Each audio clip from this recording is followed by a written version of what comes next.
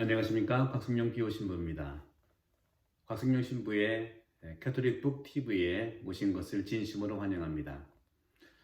우선 송구한 말씀을 드리고 싶어요. 계획은 제가 세우지만 그 실행은 하느님과 여러분께서 인도해 주시는 것 같습니다. 제가 신학교에 오래 있다 보니까 유튜브 이 채널의 프로그램을 학교 시간표 짜듯이 짰어요. 그래서 어떤 분들이 조언을 해주셨는데 10분, 15분씩 일주일씩 들어서 기억이 나겠는가. 또 다양한 주제는 좋지만 월요일 날은 기도, 수요일 날은 식별, 금요일 날은 사랑의 기쁨, 토요일 날은 마리아. 다양해서 좋긴 한데 기억이 안 난다는 말씀도 해주시더라고요. 일리가 있는 부분입니다. 그래서 제가 그 내용들은 차츰차츰 모두 하겠지만 이 가톨릭 북 TV에 걸맞게 책 한 권 한 권을 자세하게 마치는 방향에서 시작하도록 하겠습니다. 월요일 날을 기도의 주제로 한다고 했는데 이제 이 기도의 주제가 마칠 때까지 책 한 권을 정해서 말씀을 드리도록 하겠습니다. 그리고 어제 4월 1일 날 식별에 대한 주제를 식별이란 무엇인가에 대해서 강의를 나눠드렸는데 식별에 대한 주제는요. 페이스북에서 매일 오전 11시에서 그리고 오후 5시에 10분씩 이렇게 매일매일 페이스북에서는 식별의 주제를 말씀드릴게요. 여러분도 페이스북에 들어가셔서 식별에 대한 내용을 들으시면 되겠습니다. 유튜브에서는 기도 주제를 통해서 여러분과 함께 만나겠습니다. 지금은 이제 유튜브는 실시간으로 할 수는 없습니다. 페이스북은 스트리밍이 실시간 생방송에 대해서 소통이 가능한데 지금 이 유튜브로는 제가 시간이 얼마 되지 않기 때문에 구독자가 1000명이 안 됩니다. 여러분들이 많이 또 구독을 해주시면 스트리밍으로 생방송을 하면서 여러분들이 실시간으로 문자가 올라오면 거기에 소통도 하면서 할 것을 기대하면서 언젠간 되겠죠? 여러분들 많은 성원 부탁드리고 구독 또 좋아요 이렇게 댓글 달아주시면 고맙겠습니다. 저는 시린 하늘성당 주임을 하면서 1년 동안 유튜브로 사목을 했는데 성당 구독자는 한 1,500명 정도 됩니다. 그런데 제가 구독해달라 또 좋아해달라 댓글 달라는 말씀을 안 드렸어요. 여러분 선택이기 때문에 좋으면 하시겠지. 근데 지금은 생각을 달리합니다.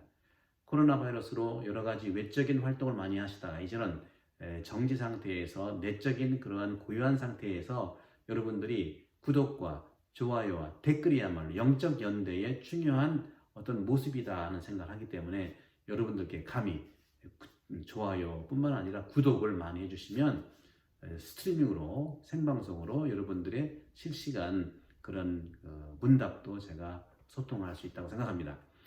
그럼 오늘 기도에 대한 주제로 시작할 텐데 저는 먼저 수년 전, 한 8, 9년 될 겁니다. 제가 바오로 딸이라고 하는 출판사에서 낸 이 책입니다. 기도, 영혼이 다시 태어나는 순간이라는 책인데 이 책을 하나하나 짚어가면서 저자의 그러한 생각들까지 담아서 자세하게 세밀하게 기도에 대한 말씀을 나눌게요. 여러분 기도는 무엇입니까? 기도는 대화입니다. 대화야말로 기도의 삶을 가는 길인데 기도는 대화의 길인데 대화의 길로서의 기도는 성장하는 삶을 살아갈 수 있다고 생각합니다. 그런데 기도 중에 기도라고 할 수 있는 것은 관상기도인데요. 관상기도는 바로 주님 안에서 내가 하나가 되는, 다시 말하면 내가 시작하지만 그분께서 하게 해주시는 기도, 관상기도죠.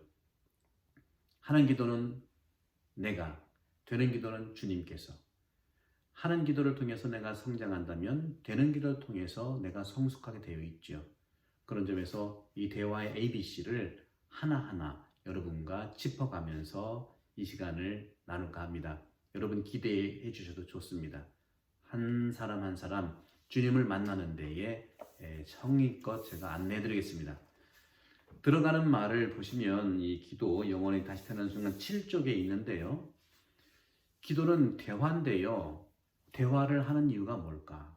바로 주님과 하나가 되기 위해서인데 주님과 대화하기 위해서인데 그 대화하는 것이 바로 치유의 길이라는 것이죠. 저는 첫 번째 이렇게 썼습니다.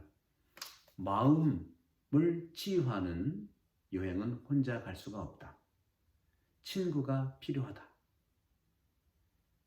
그 길은 동반자 없이 걸어가기에는 위험하고 매우 힘든 여정이다.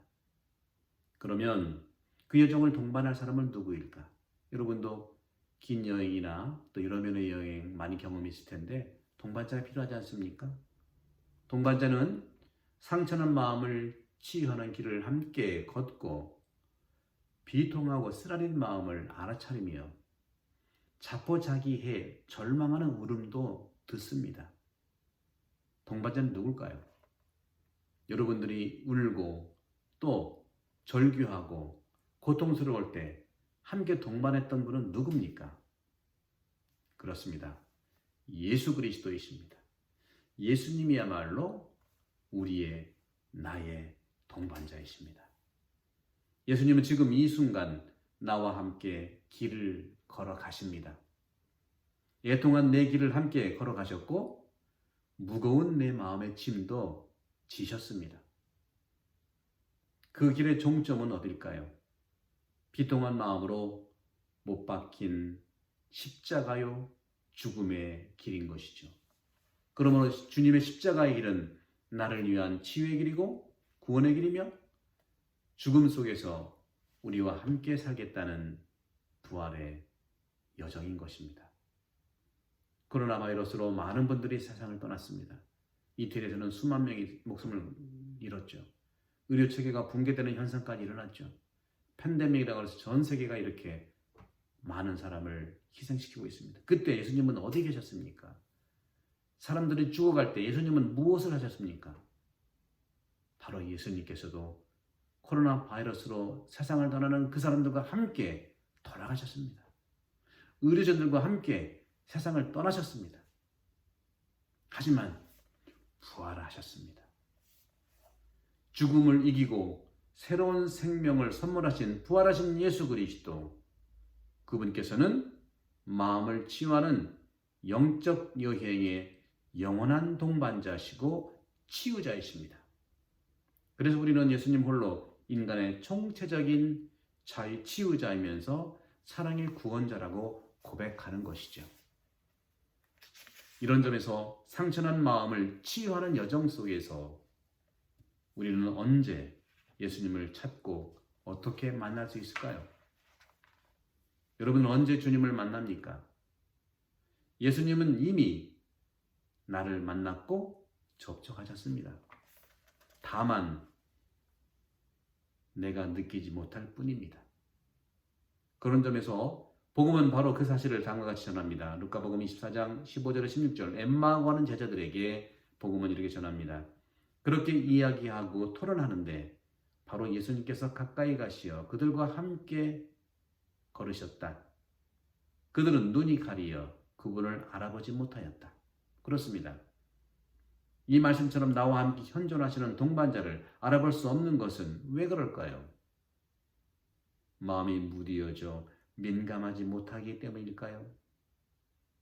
예수님께서 이미 우리 안에 현존하신다면 그 현존을 어떻게 느낄 수 있을까요? 여러분, 주님을 언제 느끼십니까? 주님이 언제 나와 현존하신다는 것을 알 수 있습니까? 어디서 느낍니까? 언제 느낍니까? 어떻게 느낍니까? 바로 예수님의 현존은 내가 기도할 때 알 수 있습니다. 내가 기도할 때 주님은 나와 함께 계십니다.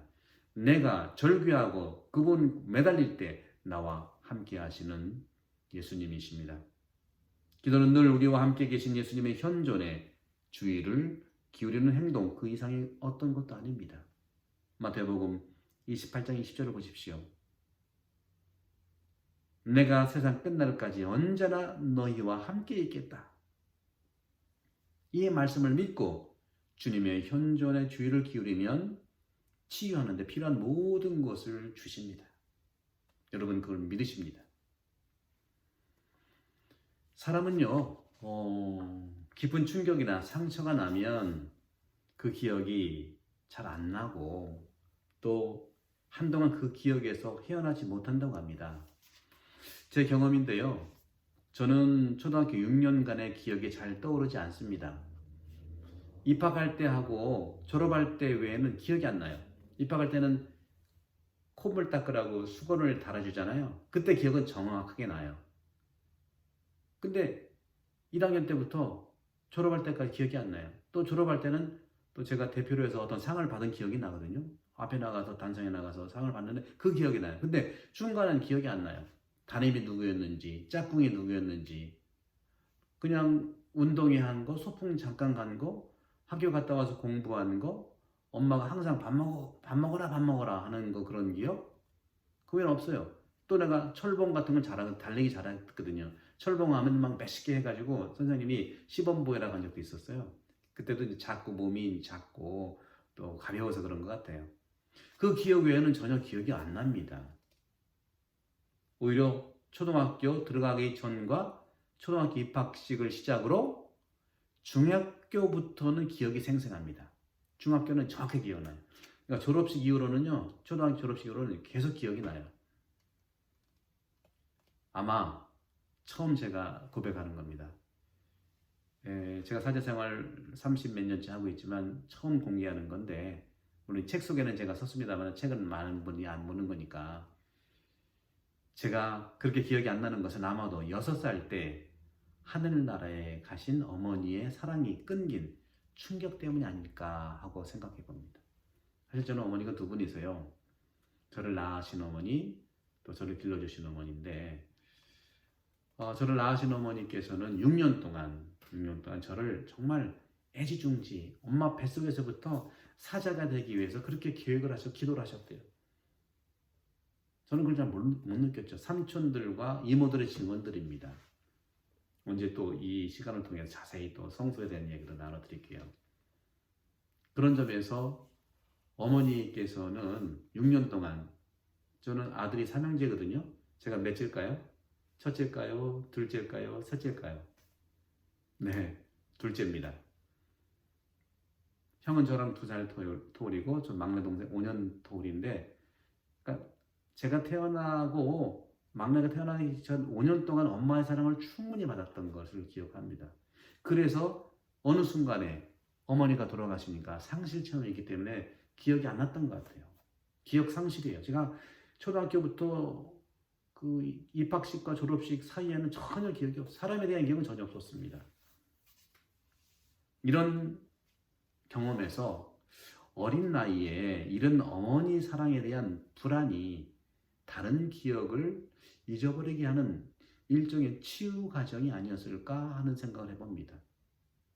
지금 사제가 되어 이같이 마음 편하게 고백하기까지는 많은 사람들의 도움이 있었습니다.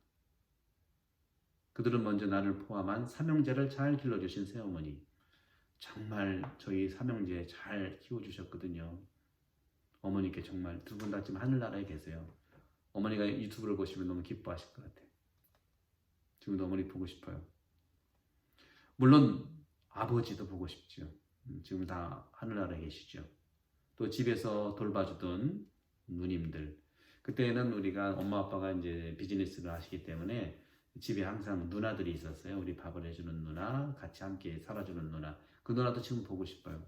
몇 분은 지금 계실 텐데. 또 성당 신부님들, 수녀님들, 또 친구들.